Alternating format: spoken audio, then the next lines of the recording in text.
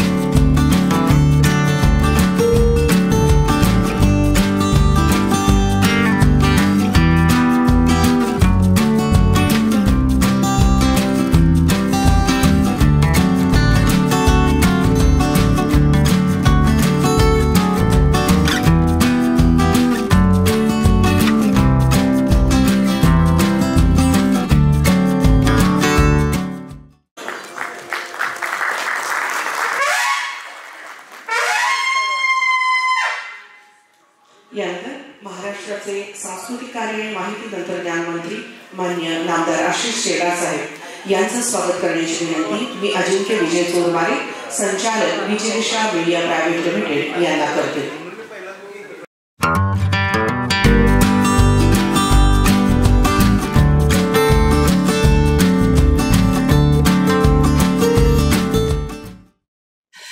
म्हणजे 37 वर्षाच्या पत्रकारितेनंतर आपली एक स्वतःची वेगळी वाट चोखाळावी या उद्देशानं मी हा प्रयत्न सुरू केलेला होता।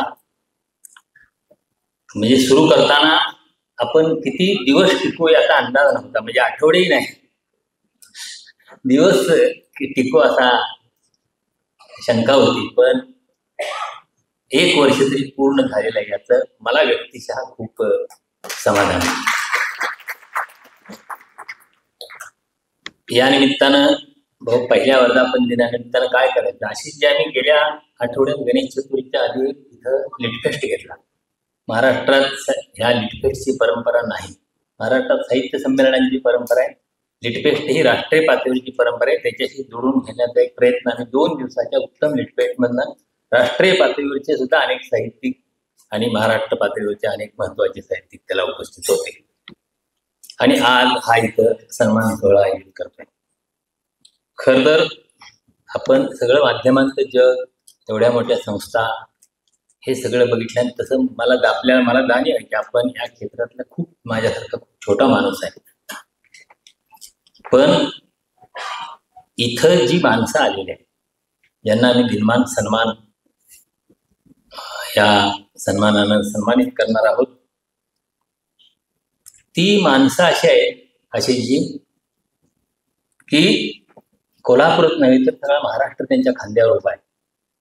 म्हणजे ज्यांच्यावर अनेक पद्म पुरस्कार ओवाळून टाकावेत अशा योग्यतेची माणसं इथं आहेत। आणि मी माझी व्यक्तिशः कमाई एवढीच मानेन की यातली 2-3 माणसं मला माहिती आहे ज्यांनी मोठ्या माध्यम संस्थांचे सन्मान पुरस्कार नाकारलेले होते, पण माझी विनंती त्यांनी मान्य केलेली आहे। ही माझी या क्षेत्रातली सगळ्यात महत्वाची कमाई आहे। म्हणजे एकेका माणसाबद्दल सांगायचं तर अभय कुमार साळुंके सर इथं उपस्थित आहे। रयत शिक्षण संस्थेतून बाहेर पडून बाबूजी साळुंकेंनी स्वामी विवेकानंद शिक्षण संस्थेची स्थापना केली आणि महाराष्ट्रातली रयत शिक्षण संस्था, नाशिकची मराठा विद्या प्रसारक संस्था यानंतरची अत्यंत अशी मोठी आणि उत्तम चाललेली शिक्षण संस्था आहे. म्हणजे एखादी गोष्ट सुरू करणं त्यापेक्षा ती टिकवणं वाढवणं खूप मोठं असतं. विवेकानंद शिक्षण संस्थेच्या प्रवासात खूप वादळ आली, पण अभयकुमार साळुंखे सरांना कधी विचलित झालेलं मी बघितलं नाही.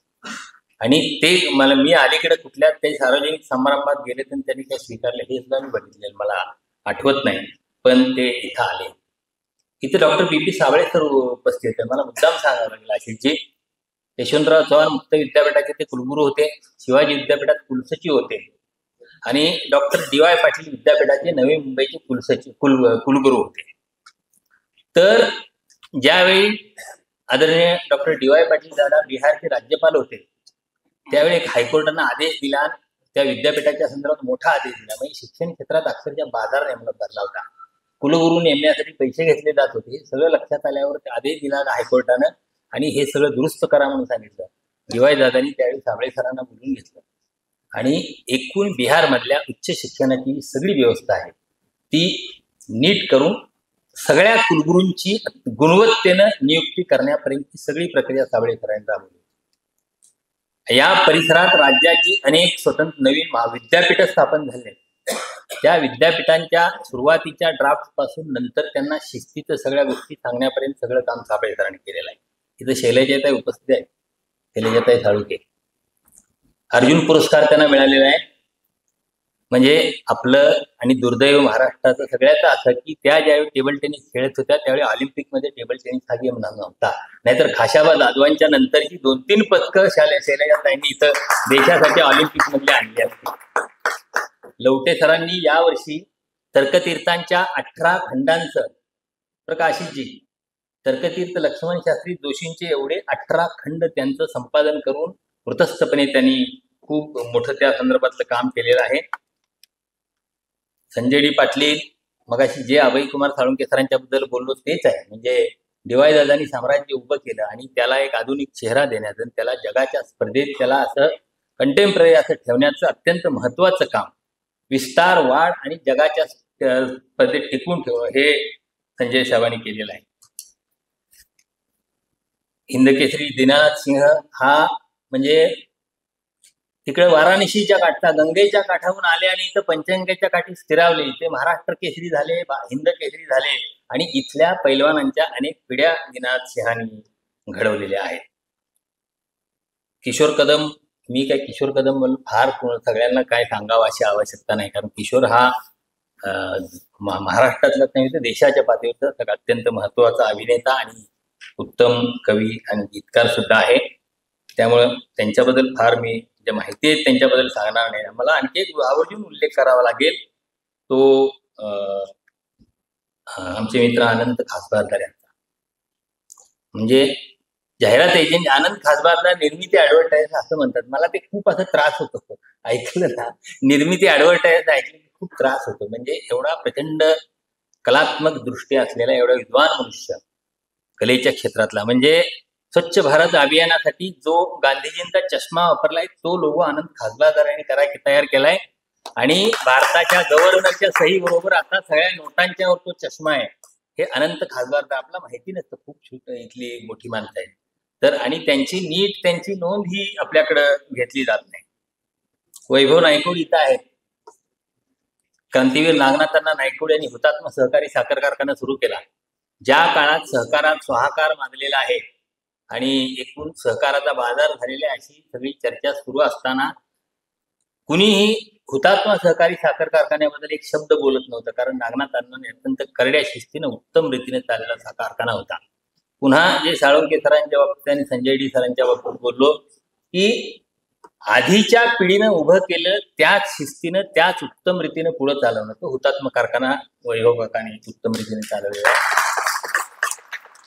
तिथं गणिभाई आहेत, गणी आगरीकर, मोहामेड एज्युकेशन सोसायटी मध्ये शाहू महाराजांनी जी इथं एक वसतिगृहांची चळवळ सुरू केली, वेगवेगळ्या जातींच्यासाठी वसतिगृह सुरू केली आणि बहुजन समाजातल्या तळागाळातल्या घटकांच्यासाठी शिक्षणाची सोय केली. त्यातलं जे फक्त एका वसतिगृहाचं अध्यक्षपद शाहू महाराजांनी घेतलेलं होतं आणि ते वसतिगृह होतं मोहामेड एज्युकेशन सोसायटी आणि त्या संस्थेच्या गणी आगरीकर चेअरमन आहेत. फक्त तेवढंच नाही, म्हणजे अल्पसंख्याक समाजातल्या मुलांच्या शिक्षणासाठी उत्तम काम करणारी संस्था आहे. पण कोल्हापुरात ज्या ज्या वेळी जे काय परिवर्तनाच्या चळवळीचं काम होतं, कुठल्याही चळवळीचं काम होतं, त्यासाठी मुस्लिम बोर्डिंगचा आवार असेल किंवा त्यांचं मुस्लिम बोर्डिंगचं करून जे सहकार्य असेल ते सदैव तत्पर असतात. अशा रीतीनं हे सगळं काम सुरू असतंय. तर या सगळ्यांनी इथं मान्य केलं यायचं, आमचा दिनमान सन्मान स्वीकारण्यासाठी संमती दर्शवली, त्याबद्दल मी सर्वांच्या बद्दल कृतज्ञता व्यक्त करतो. खरं तर शेलार साहेबांची तारीख ठरली, तुमच्या तारखेवर म्हणजे आमच्या सिनेमाचा हिरो ठरला. मी अजितदादांना भेटलो, त्यांना सांगितलं 18 तारखेला सकाळी 11 वाजता. म्हणले तुम्ही तारीख आणि वेळच घेऊन आलाय. मला तेवढी संधी एकाच दुसऱ्या दिवसाची म्हणलं नाही, त्यावेळी शक्य असलं तर या.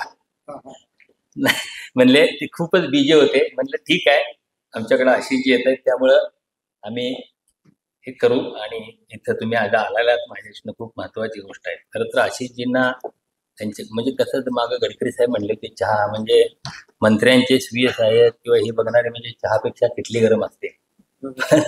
आशिषजींच्या बाबतीत तिथं डोके साहेब असतील किंवा ते प्रशांत डिंगरकर असतील, मला त्यांचा इतका उत्तम अनुभव की बऱ्याचदा यांना भेटल्यानंतर आपला पुन्हा मंत्र्याला भेटावंच वाटतं. बरं, मी 2-3 वेळा मी तुम्हाला भेटायची गरज वाटली नाही मला. मी आलो त्यांना परस्पर बाहेर भेटून इतकं उत्तम सहकार्य आता इथे येईपर्यंत सगळं तुमच्या टीम कडून. खरं तर अशी टीम मिळणं सुद्धा भाग्य लागतं. ती टीम तुम्हाला मिळाली आहे, त्याबद्दल खरं तर मुद्दाम त्याचा मला इथं उल्लेख करावा असं वाटतो.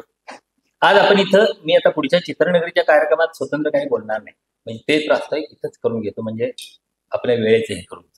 इथं चर्चा ठेवायची होती, मग चित्रनगरीच का? खरं तर मी आरोग्य विषयावरचा परिसंवाद ठेवू शकलो असतो. प्रकाश आंबेडकर, तुम्ही जसे आपले स्नेहात तसे प्रकाश आंबेडकर इथले आमचे लोकल आहेत आरोग्यमंत्री, त्यांना घेऊन इथं आरोग्यावरचा परिसंवाद ठेवता आला असता.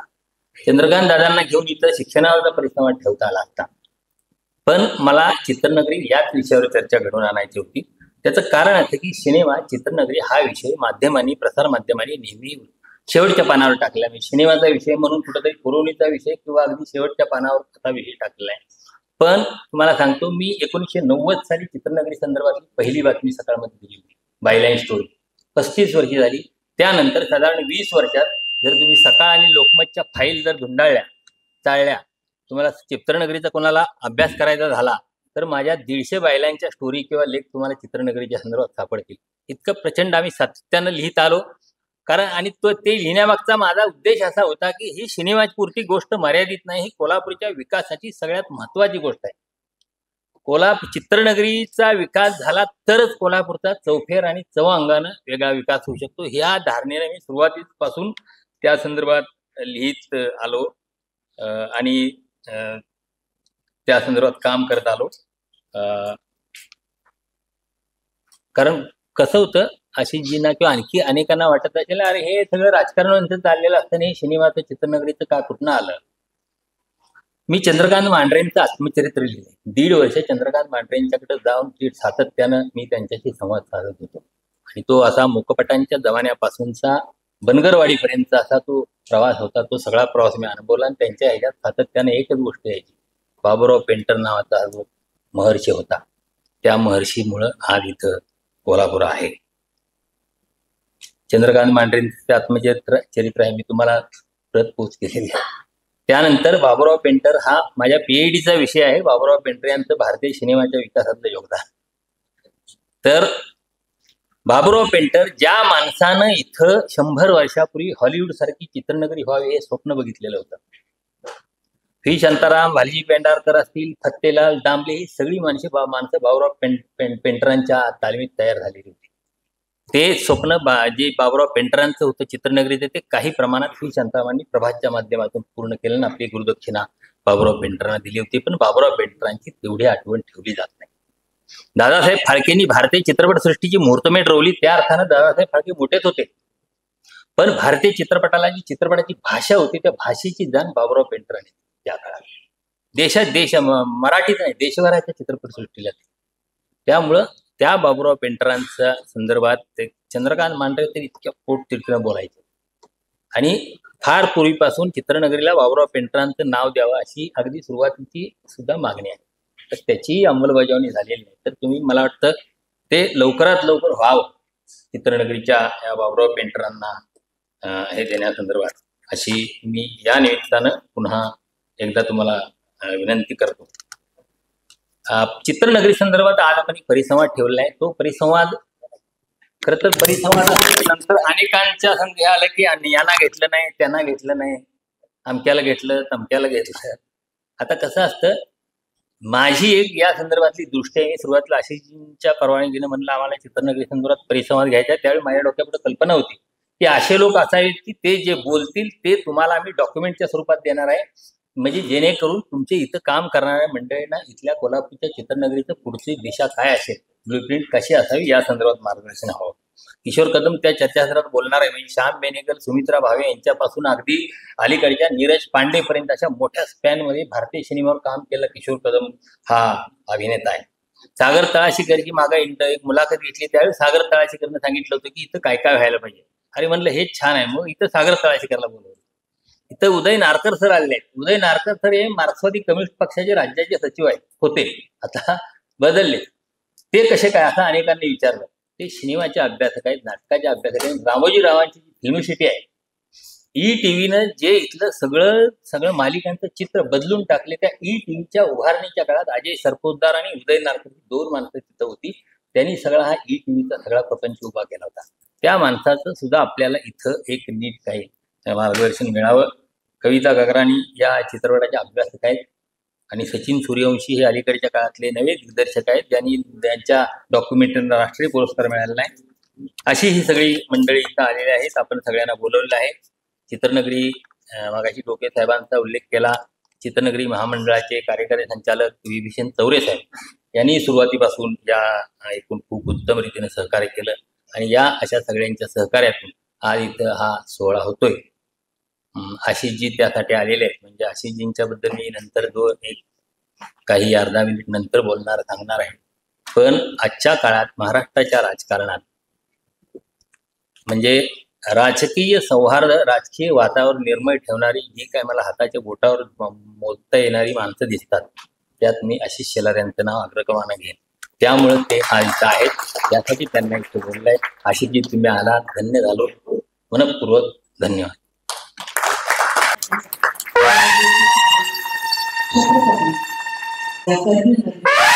सन्मान करत असताना आम्हाला खूप आनंद होतोय. आमचा टाळ्यांच्या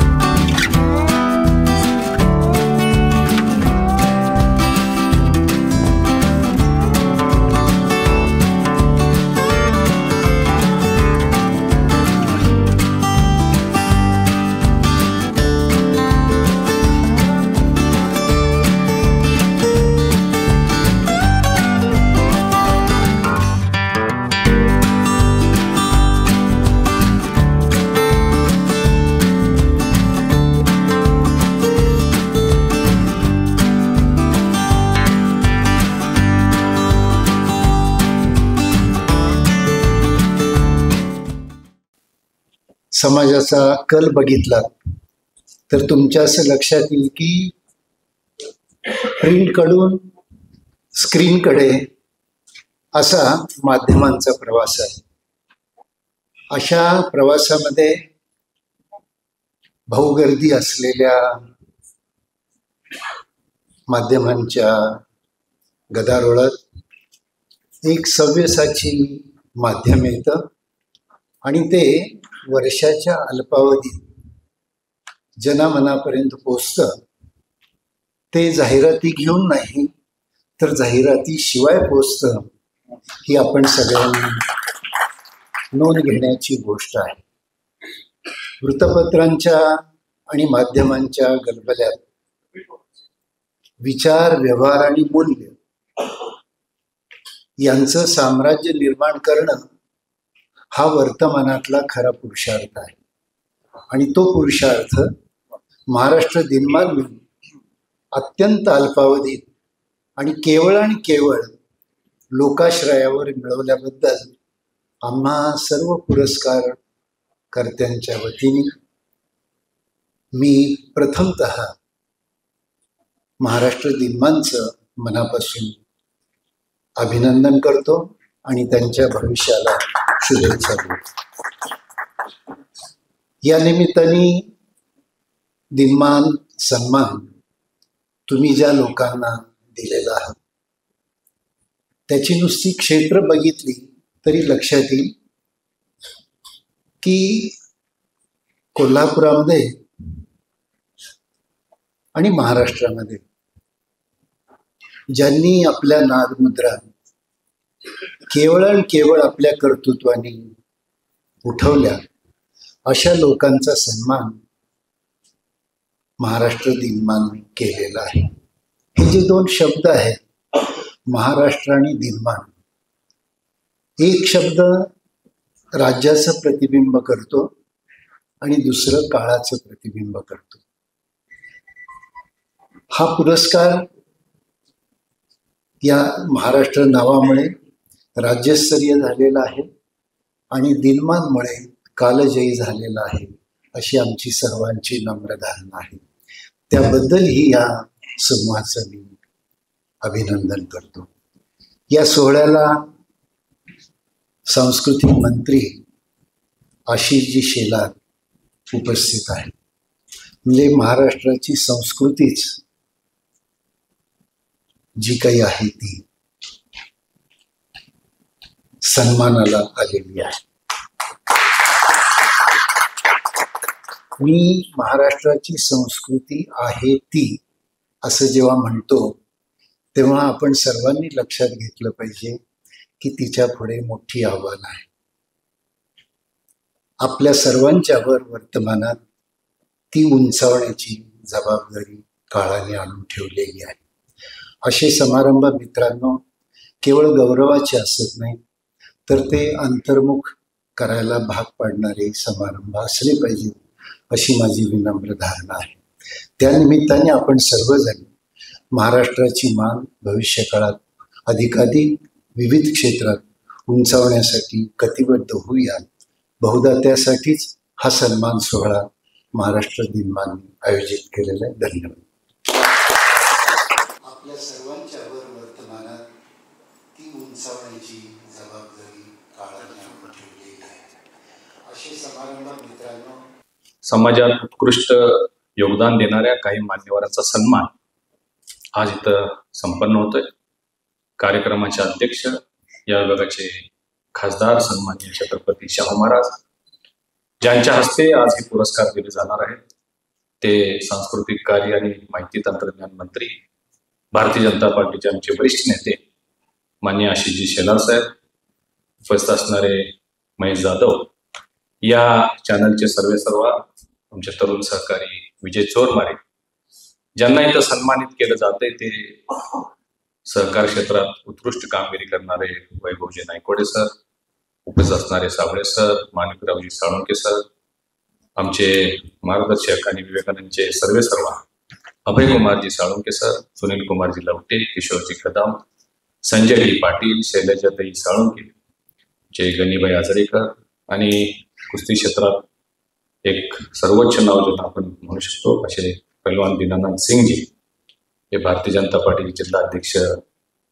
आणि उपस्थित सर्व सन्मान्य.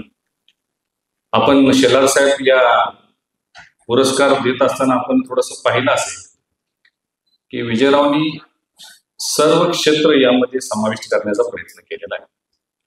सहकार क्षेत्र आहे, शिक्षण आहे, सांस्कृतिक आहे, क्रीडा आहे, सामाजिक क्षेत्र आहे. या सगळ्या क्षेत्रात उत्कृष्ट कामगिरी करणाऱ्या लोकांना, आणि त्यांनी पहिल्यांदा सांगितलं होतं की अनेक लोक असे आहेत ज्यांनी अनेक पुरस्कार नाकारले, एवढ्या उंचीची ही माणसं त्यांनी इथं निमंत्रित केलेले आणि त्यांचा सन्मान होतोय. मी या सर्व पुरस्कार प्राप्त व्यक्तींचं मनपूर्वक अभिनंदन करतो. त्यांच्या पुढील वाटचालीसाठी शुभेच्छा. विजयरावांनी आपल्या प्रास्ताविक मनोगतामध्ये सांगितलं की कशा पद्धतीनं त्यांनी 35-37 वर्ष पत्रकारिता केली आणि नंतर ते या क्षेत्राकडे वळले.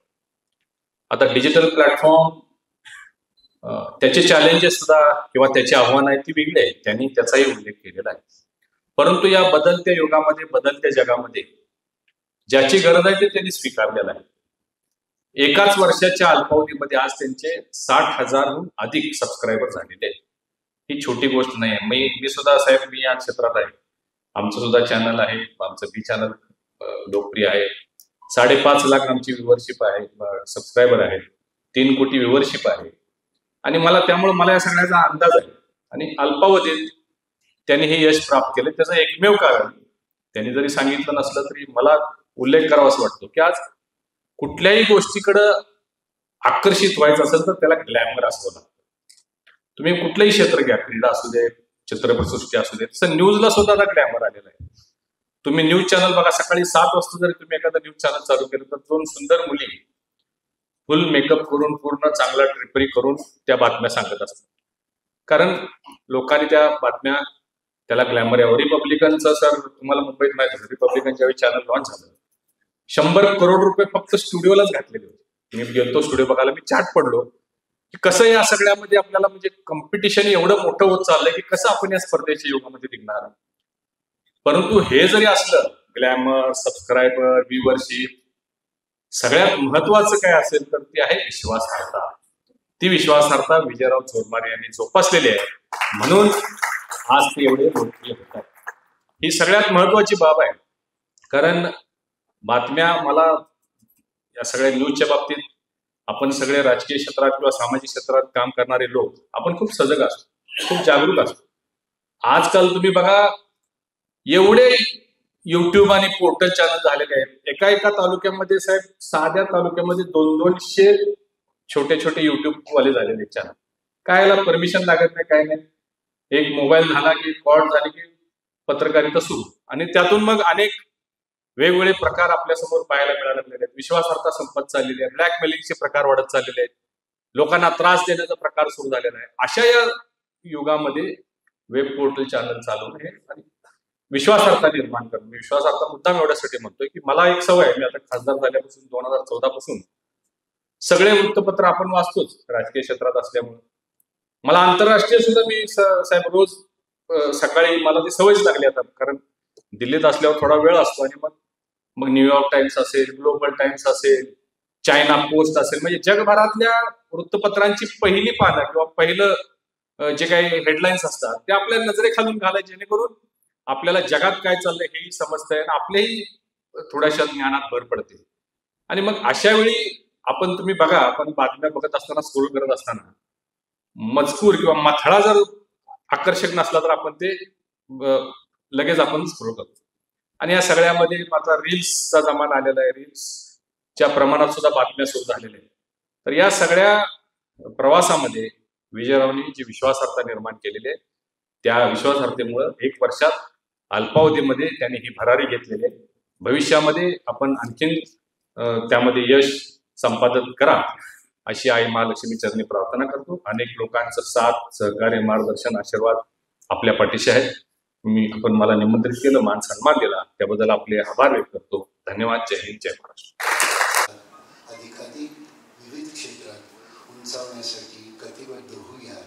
बहुधा त्यासाठीच हा सन्मान सोहळा महाराष्ट्र दिनमानी आयोजित केलेला. अनेकांनी प्रश्न विचारला तर तुम्ही आशिष सरांना कसं काय बोलाल? आशिषजीने अनेकांनी विचारला की तुम्ही चोरमाऱ्यांच्या कार्यक्रमात कसं काय चाललंय? तर हे होत राहतं. मला अनेक गोष्ट करायची होती खरं तर. म्हणजे त्या आमच्या उद्घाटनाच्या समारंभात मला बंटी पाटील साहेब आणि मुन्ना माडिक साहेबांनी एका फ्रेम मध्ये आणायचं होतं. पण गेल्या वेळी बंटी पाटील साहेब होते आणि ते उशिरा आले, त्यामुळे ती फ्रेम आली नाही. यावेळी ते हजर आहेत. बंटी पाटील साहेब हा पूर्ण नियोजित कार्यक्रमाच्या बाहेर आहे, त्यामुळे मी तिसऱ्या प्रयत्नात दोघांना एकत्रित आणणार आहे. तुम्ही राजकीय कुस्त्या किती मोठ्या खेळा, ते खेळायला पाहिजे. तुम्ही मोठ्या कुस्त्या खेळल्याशिवाय कार्यकर्त्यांचं कल्याण होणार नाही अशी माझी धारणा. पण कोल्हापूरच्या विकासासाठी तुम्ही एकत्रित काम करायला पाहिजे अशी माझी धारणा आहे. दुसरी गोष्ट, मी म्हणलं आशिषजींना का बोलवलंय, मी त्यांच्या भाषणातली 2 मिनिटं आणि 27 सेकंद घेतो आणि क्लिप लावा. त्यांची विधानसभेच्या काळातल्या घेतलेल्या निवडणुकीतला एक बाईट आहे. त्या नेत्यांच्यापेक्षा तुमचं व्यक्तिमत्व थोडं वेगळं आहे. म्हणजे गोपीनाथ मुंडे, नितीन गडकरी यांच्याकडं एक सहिष्णुता किंवा सगळ्यांना सोबत घेऊन जाण्याची वृत्ती होती. ती वृत्ती तुमच्याकडे आहे. म्हणजे विरोधी विचाराच्या संदर्भातला अवस्थायपणा, विचार या गोष्टी तुमच्याकडे दिसत नाही. तर म्हणजे तुमची ही जडणघडण कशी झाली आणि वेगळे पण कशात तुम्ही ज्या पार्श्वभूमीवर आहे तुम्हाला अतिशय गरीब परिस्थितीतून मी बघावं आहे आणि बांधण्याबद्दल आज आपण करण्यात बसलोय त्याच्याविषयी तुम्ही काउन्सिलर ती जागा असेल आणि त्यामुळे शेजार याचं महत्व मला जास्त वाटतं. मग तुमचा शेजारी तो कुठल्या जातीचा आहे, कुठल्या भाषेचा आहे, कुठल्या धर्माचा आहे, याविषयी त्याचा शेजार धर्म महत्वाचा आहे हे मी माझ्या आई वडिलांकडे शिकलो. आणि त्यामुळे समोर 2 पावलं सोडून घर क्रॉस केलं की मनसूर भोईर त्यांची ही मला तेवढीच आनंदाची वाटायची जिथं ते माझ्या दिवाळीमध्ये माझ्याबरोबर फटाके उडाला त्यांची वास. 3 पावलं बाजूला गेल्यानंतर कमरेचं घर, हे घर त्यांनी बौद्ध पौर्णिमेला एकत्र येऊन जे प्रार्थना म्हणायची प्रभूच्या भारत डॉक्टर बाबासाहेब आंबेडकर यांच्या विचाराचं जे पुस्तक त्यांच्याकडे लहानपणापासून वाचलं आणि मला याच्यापासून भाजपमध्ये कोणी रोखलं नाही. मुद्दा आहे तिसरा की मी स्वतः वकील आहे. त्यामुळे संविधान आणि संविधानाअंतर्गत असलेले अधिकार याच्यावर देशात असू शकतं असं मानणार मी नाही. आणि मग शेजार विरोधक शत्रू आहे ते विरोधक आहे. ते कुठे पाकिस्तानला राहत आहेत, कराचीला राहत आहेत, मुंबईला राहत असं नाही हो. मी तेच म्हणत होतो, मला तेच दिसतं त्या राजकीय विरोधकांशी शत्रुप्रमाणे व्यवहार केला जातो.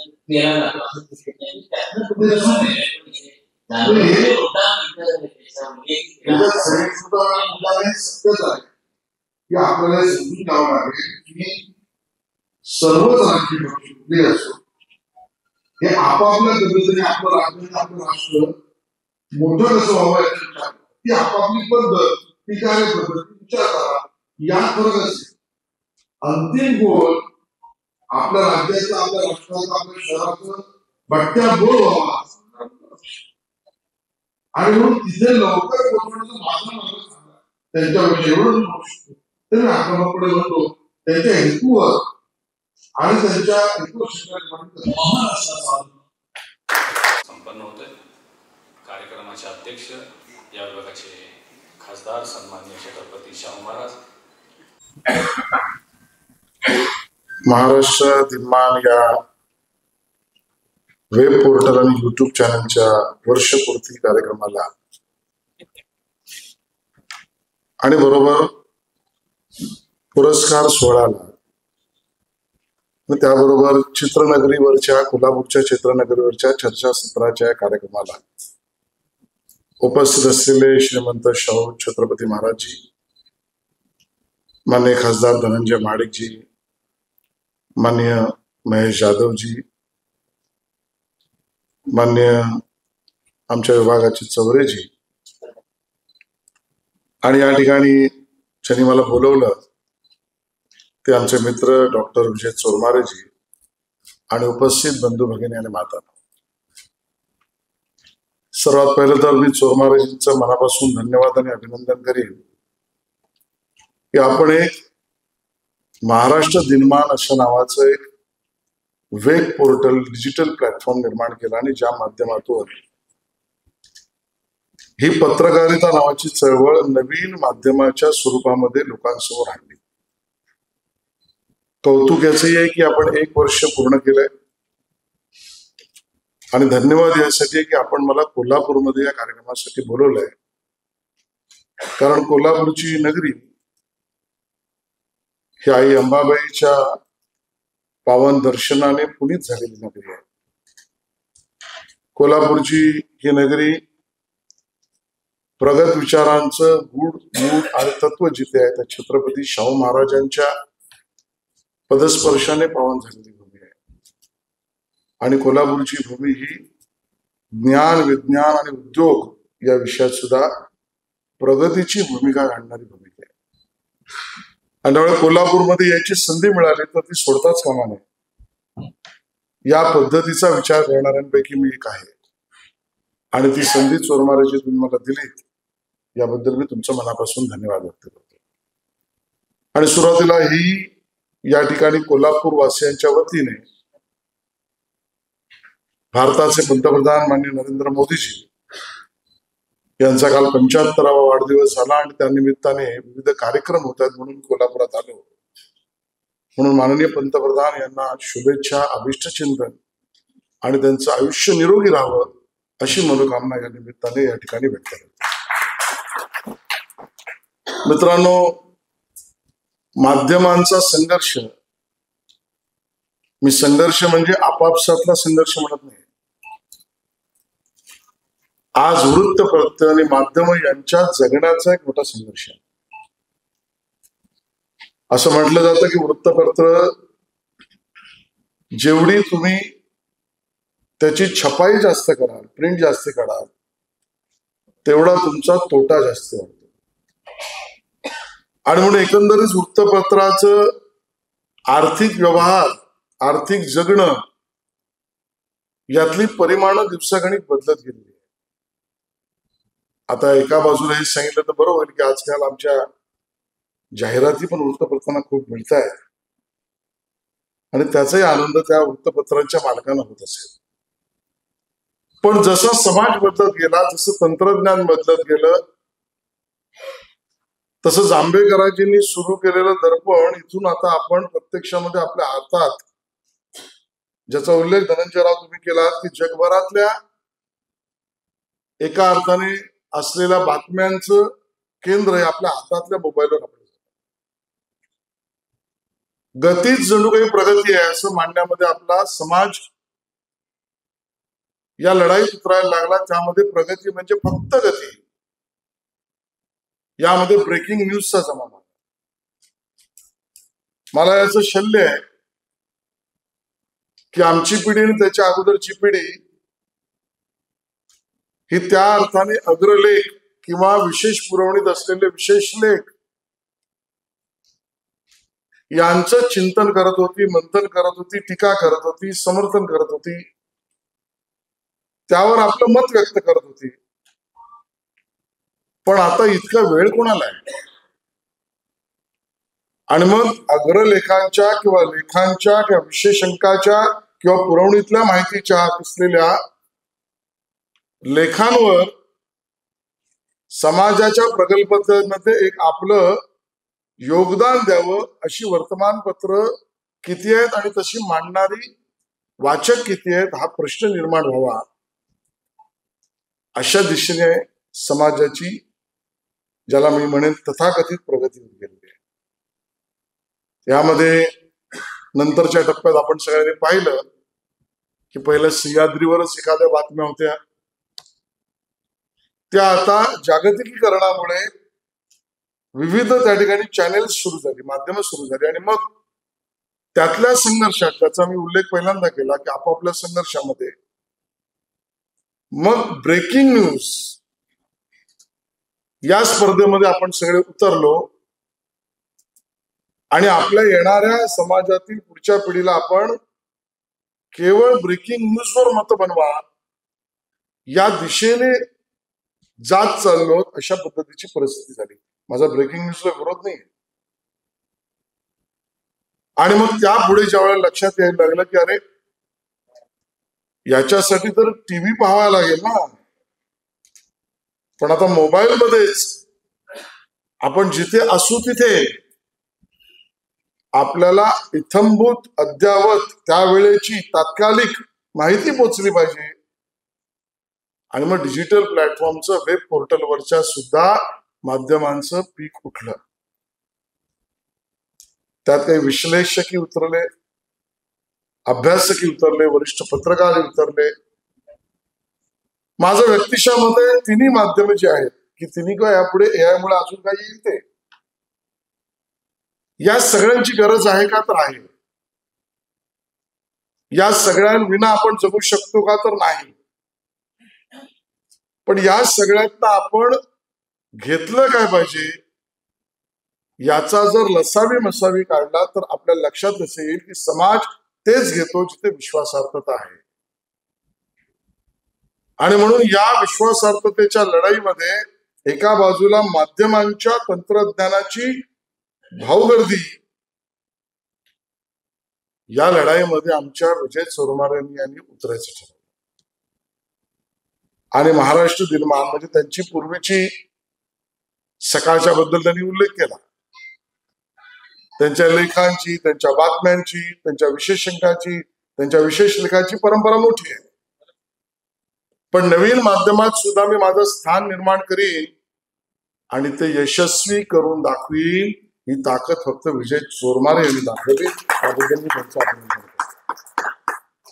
विजय चोरमारेजी या कुठल्या विचारधारेचे आहे त्याचं माझं काही लेणं नाही. मला एवढं पक्का माहिती आहे, मी स्पष्टपणे कट्टर स्वयंसेवक आणि कट्टर हिंदुत्ववादी राष्ट्रवादी विचारांचा कार्यकर्ता आहे. पण विजय चोरमारे यांच्यातल्या माणुसकीवर आणि त्यांच्या असलेल्या गुणांवर मनापासून प्रेम करणार. या दोन्ही मधली गल्लत माझ्या मनामध्ये नाही. आणि त्यामुळे चोरमारेंचं आयुष्य हे निष्कलंक आहे. मी त्यांचं आयुष्य जवळून पाहिलेलं आहे. चोरमारेंचं आयुष्य निष्कलंक आहे, निस्वार्थी आहे, निगर्वी आहे, निष्पक्षपण आहे, ते निरंतरपण आहेत, तरीही ते निपुण आहेत. हे माझ्यासाठी सगळ्यात महत्वाचं आहे. आणि म्हणून या मंचावर तुम्ही का असं तुम्हाला प्रश्न तसा मला प्रश्न पडला तरी माझ्या दृष्टीने उत्तर स्पष्ट आहे, तुमचं उत्तर तुमच्याकडे स्पष्ट आहे, तुम्ही त्याची मांडणी केलीत. आताच संघाला 100 वर्ष पूर्ण, या निमित्ताने देशभर कार्यक्रम होत आहेत. त्यात पहिली व्याख्यान मला परमपूज्य सरसंघचालक मोहन भागवतजी यांची दिल्लीत झाली. त्या प्रश्नोत्तरामध्ये चर्चा करताना संघाच्या परमपूज्य सरसंघचालक मोहन भागवतजी यांना प्रश्न विचारला की विचारधारेच्या लढाईमध्ये किंवा विविध विचारधारेच्या व्यक्तींमध्ये संपर्क संवाद याबद्दल ज्यावेळेला प्रश्न विचारला त्यावेळेला त्यांनी म्हटलं की हो, आम्ही आमच्या विचारधारेने या देशाची सेवा करतो आहोत.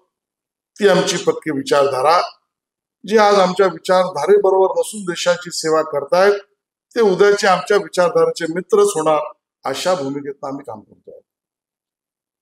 आणि त्यावेळी चोरमारेजी, तुमची विचारधारा हा माझ्यासाठी महत्वाचा मुद्दा नसून तुमची असलेली निस्वार्थी, निष्कलंक, निगर्वी जीवन पद्धती हीच आदर्श जीवन पद्धती आहे, हे माझ्यासाठी महत्वाचं आहे. आणि म्हणून आजचा हा कार्यक्रम माझ्या दृष्टीने खूप महत्वाचा आहे. या कार्यक्रमात ज्यांना पुरस्कार मिळाले त्यांचं कौतुक आणि अभिनंदन आपण केलं. प्राचार्य अभयकुमार साळुंखेजी, श्रीमती शैलजा साळुंखेजी, प्राचार्य सुनील कुमार लवटेजी, डॉक्टर BP साबळेजी, संजय पाटीलजी, किशोर कदमजी, आनंद खासबागदारजी, हिंदकेसर दीनानाथ सिंगजी, डॉक्टर भरत पाटणकरजी, आणि संस्थात्मक पुरस्कार ज्यांना मिळाले ते पद्मभूषण, क्रांतीवीर नागनाथ अण्णा नायकवडी, हुतात्मा किसान आणि सहकारी साखर कारखाना वाळवा आणि मोहामेडन एज्युकेशन सोसायटी मुस्लिम बोर्डिंग कोल्हापूर, या सगळ्यांचं मी मनापासून अभिनंदन आणि कौतुक करतो. त्यांच्या सगळ्यांवरचं विश्लेषण या ठिकाणी मांडलं आहे. प्रत्येकाने आपापल्या क्षेत्रामध्ये इतक्या प्रामाणिकतेने काम केलंय. विविध व्यवधानं समोर आली असतील, कठीण प्रसंग समोर आले असतील, सुविधांची वणवा असेल, पार्श्वभूमीचा एका अर्थाने लाभ नसेल, पण अशा प्रतिकूल परिस्थितीमध्ये सुद्धा आपापल्या क्षेत्रात आपण सर्व मंडळींनी केलेलं कार्य हे महाराष्ट्राला अभिमानास्पद आहे आणि देशाला सुद्धा गौरवास्पद आहे. हे सांस्कृतिक कार्यमंत्री म्हणून मला या ठिकाणी अधोरेखित करायचं आहे. क्रीडा क्षेत्र असेल, साहित्य क्षेत्र असेल, सहकार क्षेत्र असेल, शिक्षण क्षेत्र असेल, कुठलंही क्षेत्र असेल मित्रांनो, हे सहज होत नाही.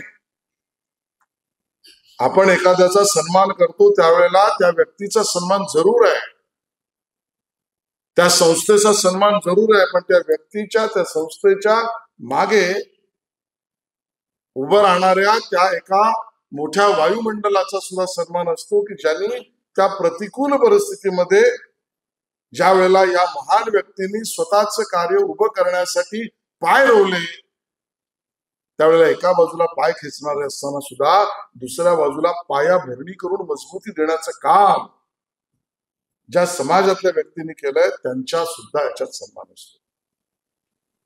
जो ज्या वेळेला एखादा पथिक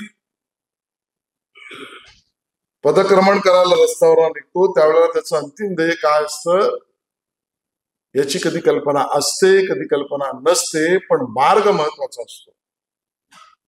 आणि तो मार्ग चोखंदळताना मला ते अंतिम ध्येय मिळेल, कदाचित नाही मिळेल, पण तरी माझ्या मार्गावरचा माझा निढळ विश्वास आहे. हा विश्वास जो आहे हा समाजाला प्रगल्भता देतो, आत्मीयता देतो आणि समाजातील अन्य लोकांना आदर्श जीवन जगण्याची प्रेरणा देतो. त्यातली ही सगळी मंडळी. मी हे मानणाऱ्यांपैकी आहे की मनुष्याचा जन्म कशासाठी झाला. काहींचं उत्तर कर्म परत्वे असेल, काहींचं उत्तर कारण परत्वे असेल. होय, मनुष्याचा जन्म कर्म परत्वे किंवा कारण परत्वे जरूर झाला असेल, पण निसर्गात येणारी प्रत्येक गोष्ट ही काही ना काही कारणाने कारण परत्वेच आली आहे आणि मनुष्याचा जन्मही त्यातच झालाय.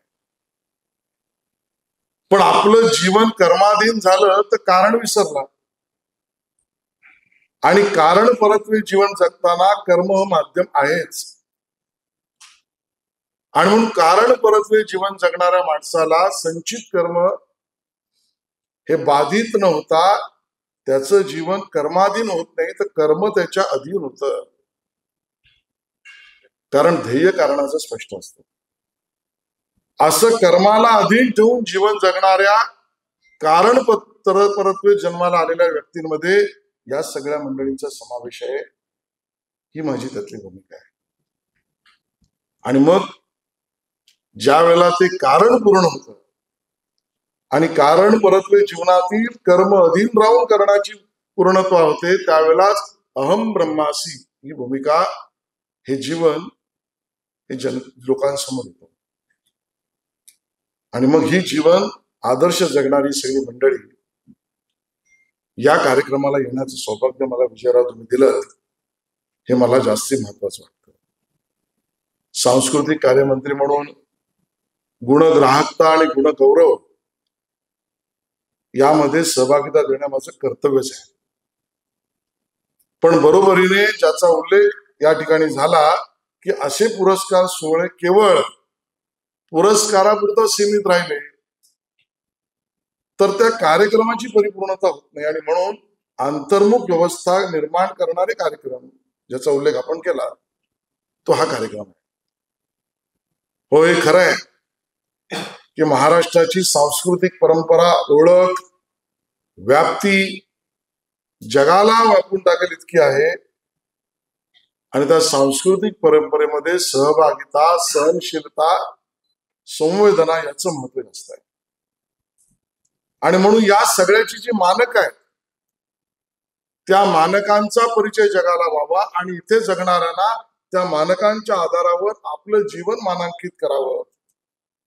या दोन्हीची व्यवस्था एकाच वेळेला झाली पाहिजे. हे आव्हान समोर घेऊन आपल्या सगळ्यांना अंतर्मुख व्हावं लागेल. आणि त्यामध्ये जो रोल, जो एक क्षेत्र मला आहे ते मी पूर्ण करेन एवढी शाश्वती मी त्या ठिकाणी देतो. आज आपण या ठिकाणी चित्रनगरीवरचं चर्चासत्र सुद्धा ठेवलंय.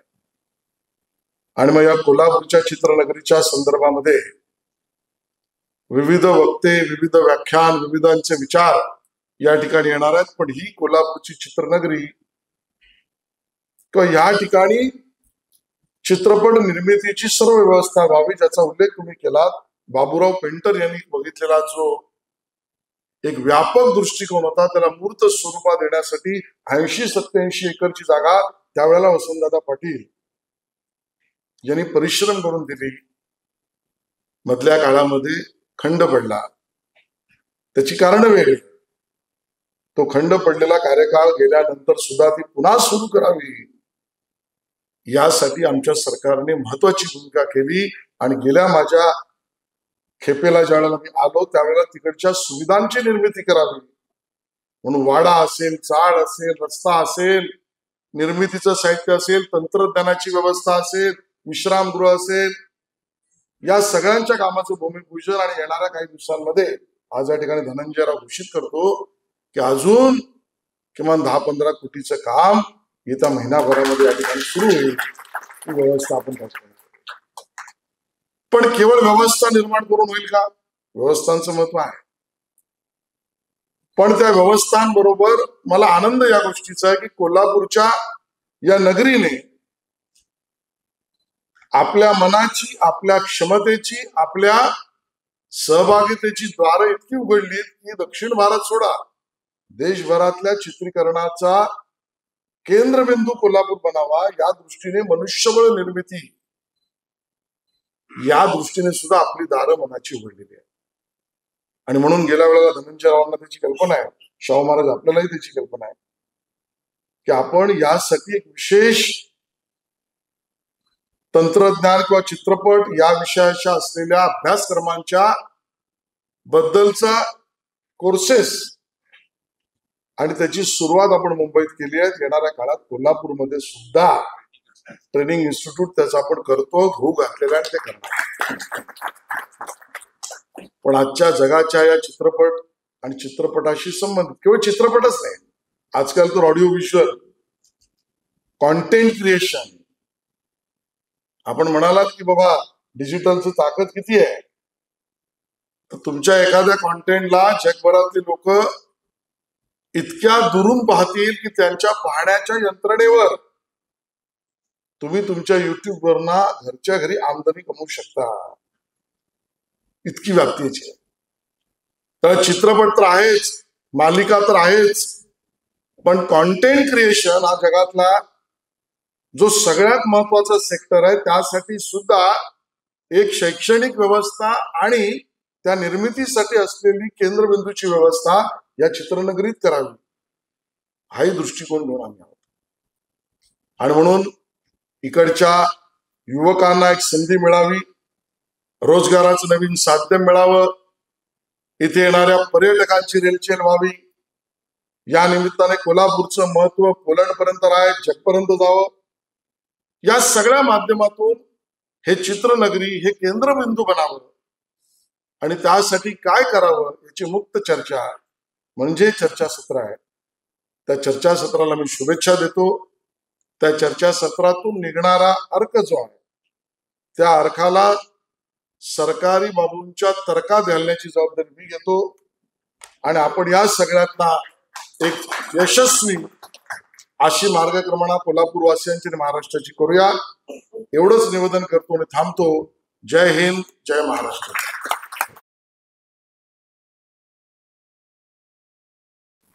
उपस्थित असलेले माननीय नामदार श्री आशिष शेलारजी, सांस्कृतिक कार्य व माहिती तंत्रज्ञान मंत्री महाराष्ट्राचे, माननीय खासदार श्री धनंजय महाडिक, श्री विजय चौरमारे, आपले महाराष्ट्र दिनमानचे संपादक, आजच्या या कार्यक्रमासाठी मुद्दामून उपस्थित असलेले श्री माणिकराव साळोखे, श्री संजय पाटील, श्री अभय कुमार साळुंखे, श्री सुनील कुमार लवटे, श्री किशोर कदम, श्री साबळे, शैलजा साळोखे, श्री वैभव नायकोडे, हिंदकेसरी दीनानाथ सिंग जी, गणी हजरेकर आणि त्याचबरोबर या हॉलमध्ये उपस्थित असलेले सर्व बंधू आणि भगिनी, आत्ताच आपल्या सर्वांच्या हस्ते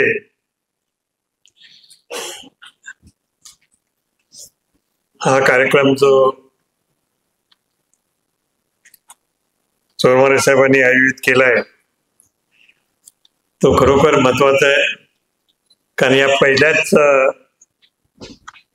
वर्धापन दिनाच्या निमित्ताने त्यांनी जे सत्कार समारंभ ठेवलाय तो या कार्यक्रमाचा एक सेंटर पॉइंट असं म्हटलं तर चुकीचं होणार नाही. कारण पहिल्याच वर्धापन दिन निमित्ताने त्यांनी आपल्या समाजातील सगळे गुणी लोकांचा सत्कार जो आयोजित केला आणि सगळेच्या सगळे आपल्या आपल्या क्षेत्रामध्ये चांगलं काम करून गेलेले आहेत, करतायत आणि त्यांच्यामुळे महाराष्ट्राला एक तऱ्हेची इतर राज्यांच्या पेक्षा लीड मिळत गेली असं म्हटलं तर चुकीचं होणार नाही. पण साळोखे साहेब असो की साबळे साहेब असो, लवटे श्री डी वाय पाटील असो किंवा किशोर कदमजी, शैलजा साळोखे, त्यांच्या काळामध्ये जर ऑलिम्पिक खेळ असता तर त्यांना ऑलिम्पिक गोल्डच मिळालं असतं. दीनानाथ सिंगजी जे हिंद केसरी झाले, इथं येऊन स्थायिक झाले, उत्तर हिंदुस्थानात जरी आले तरी त्यांनी कोल्हापूरला आत्मसात करून आपलंच गाव म्हणून ते जे आतापर्यंत राहिले हे महत्वाची बाब आहे. आणि त्याचबरोबर मुस्लिम बोर्डिंगचे गव्हर्निंग काउन्सिलचे चेअरमन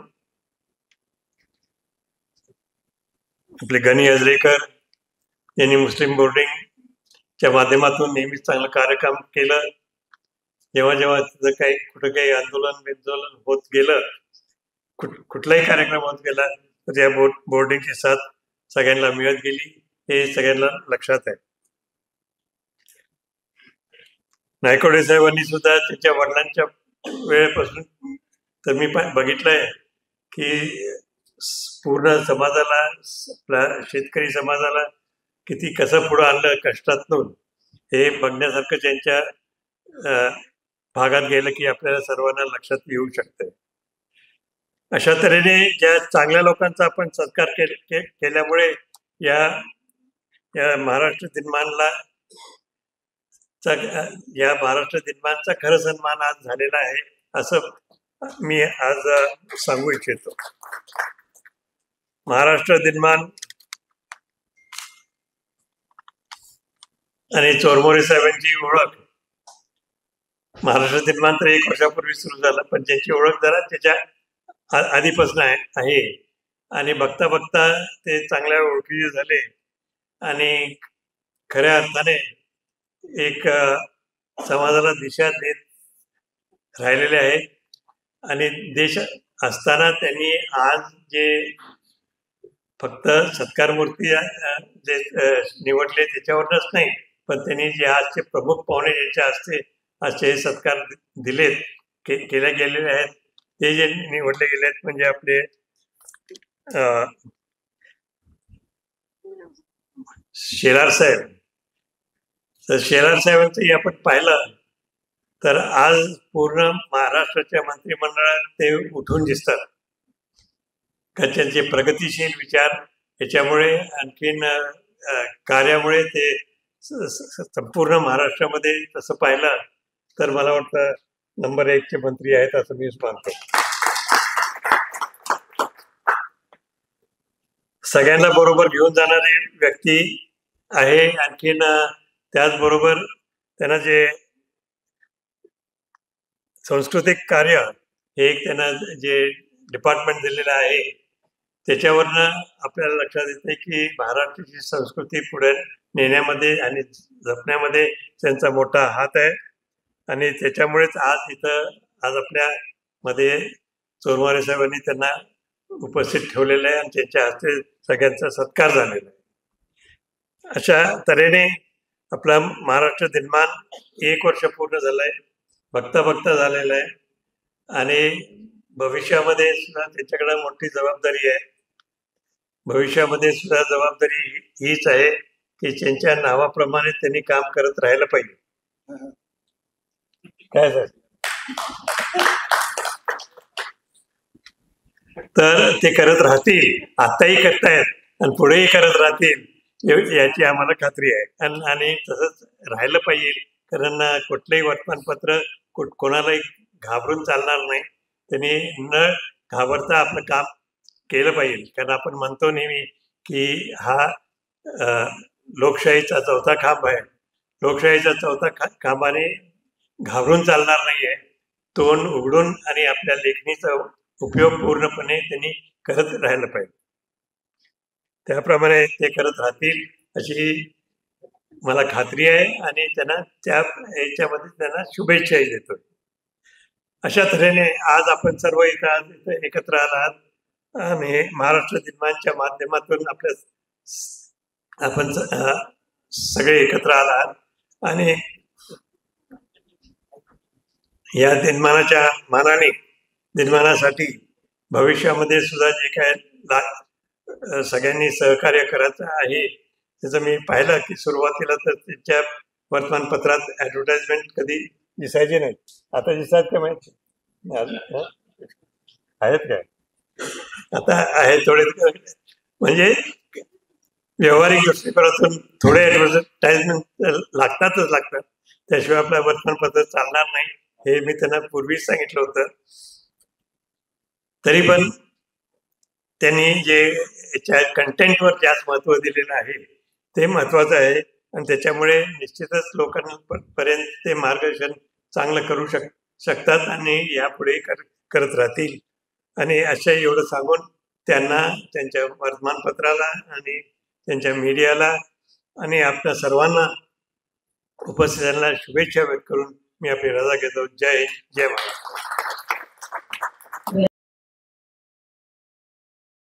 महाराष्ट्र दिनमान वर्धापन दिन समारंभानिमित्त त्याचबरोबर दिनमान सन्मान सोहळ्यासाठी महाराष्ट्राचे सांस्कृतिक कार्यमंत्री आशिष शेलार साहेब उपस्थित राहिले. श्रीमंत शाहू छत्रपती महाराज अध्यक्षस्थानी आले, त्यांचे आशीर्वाद मिळाले, त्यांचेही आभार. माननीय खासदार धनंजय महाडिक साहेब, भाजपचे जिल्हाध्यक्ष महेश जाधव सर यांचेही आभार. सर्व सन्मानप्राप्त मान्यवर उपस्थित राहिले, त्यांचे देखील आभार. विशेष उपस्थिती माणिकराव साळुंखे सर, राजन भवस सर, उदय नारकर सर, माया पंडित मॅडम, मिलिंद अष्टेकर सर, बी के नायक, बळीराम पाटील, डॉक्टर सुनील पाटील, सागर तळेकर यांचे देखील आभार. धन्यवाद.